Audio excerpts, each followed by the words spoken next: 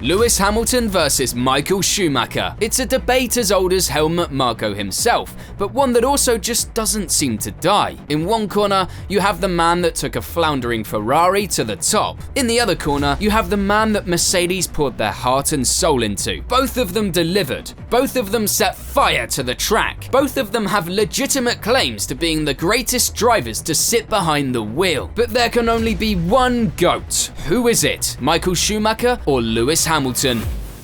Michael Schumacher would make jaws drop with his sensational Formula 1 debut in 1991, qualifying 7th in a Jordan for the Belgian Grand Prix at the legendary Spa circuit. It didn't take long for the big dogs to notice his talent, and he was quickly snapped up by Benetton, where he won his first F1 race in 1992. And where did he win it? You guessed it, Spa, one of the toughest tracks out there. Over the next 4 seasons with Benetton, Schumacher went on a rampage. He clinched another 18 victories and 2 world championships. Schumacher secured his inaugural championship in a season marred by tragedy and plagued by intense hostility.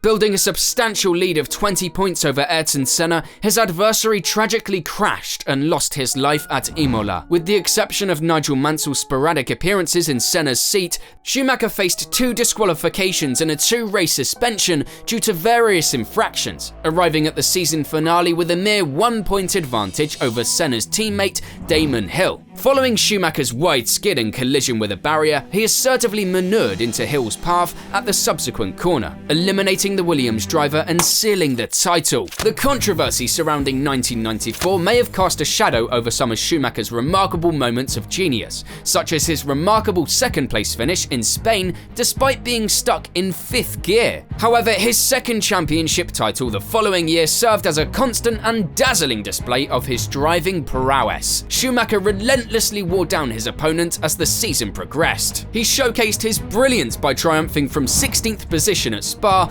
effortlessly navigating challenging conditions at the Nürburgring and executing a brilliant overtake on Hill at Estoril. With title number 2 in the bag, Michael Schumacher had made everyone stand up and take notice. Now let's flip the script. It's 2007, and a young Brit bursts onto the scene like a dazzling firework on New Year's Eve. No one could have anticipated the sheer brilliance this kid brought to the table. From the moment he joined McLaren in his debut season, Lewis Hamilton shattered all expectations. He was a whirlwind on wheels, leaving his highly acclaimed teammate Fernando Alonso in the dust. And get this, he was just 22 years old. Hamilton clinched an astonishing 4 race victories and stood on that podium an awe-inspiring 12 times. And although he narrowly missed out on the championship in 2007, by a single point mind you, this kid was here to stay. And then he stepped up to the plate in 2008 like an absolute boss. With Alonso out of the picture after some internal drama, Hamilton became the team leader, poised to showcase his true potential to the world. And boy, did he deliver. 5 race wins and 6 more podium finishes. The championship battle would go down the wire. In the final race in Brazil, Hamilton had to secure at least 5th place to clinch the championship. His rival, Felipe Massa, was gunning for the title with a victory. It was like a high-stakes poker game. In a race that was thrilling and drenched in rain, Hamilton grabbed that 5th place. Slowly. It is, it's gone! Oh my goodness me! Hamilton's back in position again! 100,000 local hearts sink in the grandstands. Snatching his first world championship and etching his name in history as the youngest champ ever at the ripe age of 23. Now, life isn't all sunshine and rainbows, is it? Hamilton faced a myriad of challenges in the following seasons. His McLaren car didn't always measure up to the competition, which was undoubtedly a bummer. And in 2011, his personal life took a hit, including a highly publicized breakup.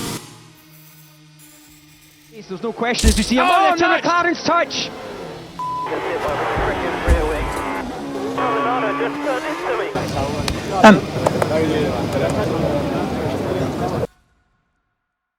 In 2012, with his personal life back on track, Hamilton roared back like a lion on the hunt. 4 wins and a 4th place finish in the championship standings. Not too shabby, my friends. But then, he dropped a bombshell. He was leaving McLaren for Mercedes, a team on the up and up. Michael went down a different path though, joining Ferrari, a team in shambles that hadn't seen a champion since 1979. The man wanted to bring struggling racing royalty to the top. It was time for Schumi to work his magic. And boy, did he deliver! 3 wins in 1996, 5 more in 1997, the Schumacher-Ferrari combo was off to a roaring start. Okay, maybe that final race in Jerez, Spain didn't go so well. Schumacher tried and failed to ram Jacques Villeneuve's Williams off the road. Let's just say the FIA wasn't too pleased, and Schumacher's points and second place finish in the championship were stripped away. But those questionable antics aside, Schumi was just getting started. After a broken leg in 1999, the only significant injury in his career, Schumacher came back with a vengeance. In 2000, he made history as Ferrari's first champion in over 2 decades. And that was just the beginning of his reign. From 2001 to 2004, Schumacher went on an unprecedented spree, winning the championship for 4 consecutive years. In 2002, he bagged a mind-boggling 11 wins and finished on the podium in every single one of the 17 races. And in 2003, he broke Fangio's record by securing his 6th driving title. In 2004, he won a jaw-dropping 13 out of 18 races, sealing his 7th championship with a massive margin. I mean, seriously, the guy was in a league of his own. But little did anyone in the sport know, just 10 years later, a certain Brit would kickstart his own era of relentless dominance. So 2013 rolled around and Hamilton was ready for a new adventure. He hopped on board with Mercedes, stepping into the shoes of the legendary Michael Schumacher of all people. Mercedes wasn't exactly dominating Formula 1, but Hamilton's arrival changed everything. He became a front-runner, snatching pole positions, gracing the podium, and even securing a race win in 2013. Sure, there were ups and downs, but Hamilton finished a respectable 4th in the championship, setting the stage for even greater things to come. And here's where it gets crazy, folks. In 2014, major regulation changes hit the scene. Hybrid power units and reduced downforce. And guess who emerged as the dominant team? You guessed it, Mercedes. They were winning races left and right, as if they were giving them away for free. Hamilton found himself in a nail-biting season-long battle with his friend-turned-rival, Nico Rosberg. These two had been buddies and karting rivals since they were pimple-faced teenagers. Can you imagine the drama? The championship fight went down to the wire, with the final race in Abu Dhabi offering double points. Rosberg started from pole, but Hamilton wasn't having it. Rosberg encountered car trouble. So Nico, box, box, box. Too many problems with the car. Box, box, box. I would like to go to the end. And Hamilton snatched that victory, securing his 2nd World Championship and becoming the most successful British driver ever with 33 wins. But for anyone that hoped Lewis was going to go away anytime soon, the next 6 years were going to be bad news. He was just getting warmed up. He went on a rampage, dominating the following years like an absolute boss. 2015, championship number 3. In doing so, he had matched the legendary Ayrton Senna. 2016, another intense battle with Rosberg, but luck wasn't on Hamilton's side that time.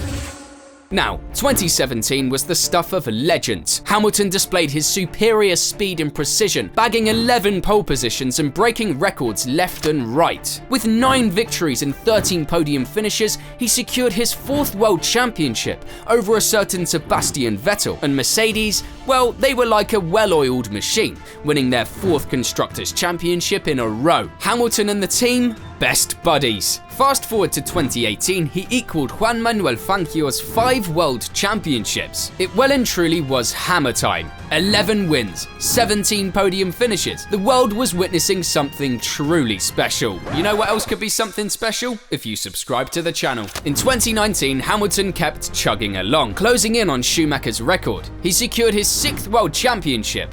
And boy, was he getting closer to that ultimate prize, demonstrating consistency and precision like nobody's business. And in 2020, he would stand at the top with Michael Schumacher. Lewis secured his 7th World Championship, 11 wins, 10 pole positions and 14 podium finishes. Seriously, this guy is a legend. And to top it all off, he was knighted by Prince Charles himself at Windsor Castle. He was now Sir Lewis Hamilton. In 2021, Lewis would find himself in an uncomfortably close fight with Max Verstappen for the driver's title, going hammer and tongue until the last race of the season, where the championship ultimately went to the Dutchman, albeit in a controversial fashion. No, Mikey, no, Mike, that was so not right. Toto? Yes. It's called a motor race, okay? Sorry? We went car racing. In 2022, well, we don't talk about 2022. Into the Lecombe chicane, and they make contact. Hamilton rises up into the air. He's made contact with Fernando Alonso. George Russell goes.